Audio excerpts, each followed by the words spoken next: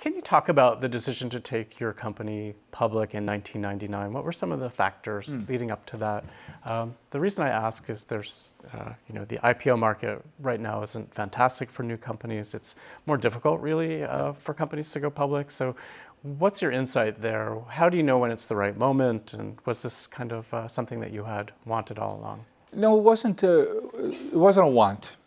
It was more of a need at that time. So 1995, I mentioned, Netscape came along, introduced a browser, and all of a sudden the wild west of the web became organized. People could find their way around, navigate around. It really made the internet start to matter to our business. By 1998, we could see it was going to overtake our business very quickly. We went from having really no competitors in the flower space, Jeremy, to having, I think we were tracking 21 private equity financed competitors. And we'd been doing it out of our own pocket, not because we were rich, because we didn't know any better. So we were starting to wonder what's going to happen here. We were like in a war for eyeballs, as they referred to it at that time. And so we went around to different advisors, and some of them related to this company. Chris and I were down to visit our friends at AOL in Virginia. And Bob Pittman was the president then, Steve Case, the CEO, Ted Leonsis was the chair of sorts of everything there. And we were down to visit with them because of the big relationship we had with AOL, as we do regularly.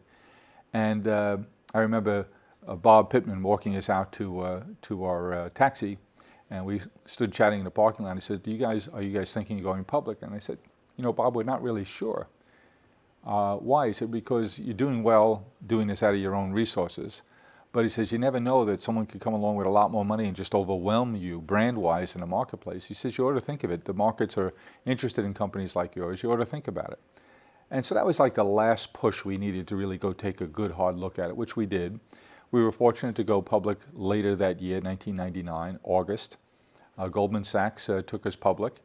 And we were fortunate that we raised all the money we needed in one shot. Some people said, dribble it out into the marketplace, walk up your valuation. And we said, look, we don't know very much about this world. We know this is how much money we'll need to fight the fight, however long it lasts, to build our technology platform.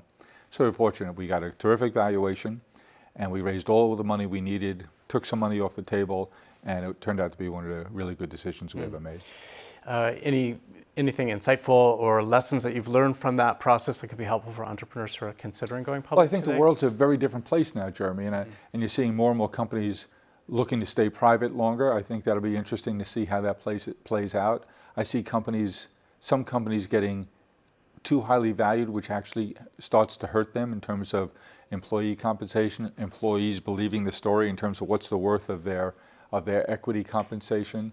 And it may be a good idea, but if it's priced so highly and they don't want to do a down round, you'll see some companies, I think, get washed away that shouldn't. They're good enough ideas, but sometimes they can be a victim of their own prior good valuation.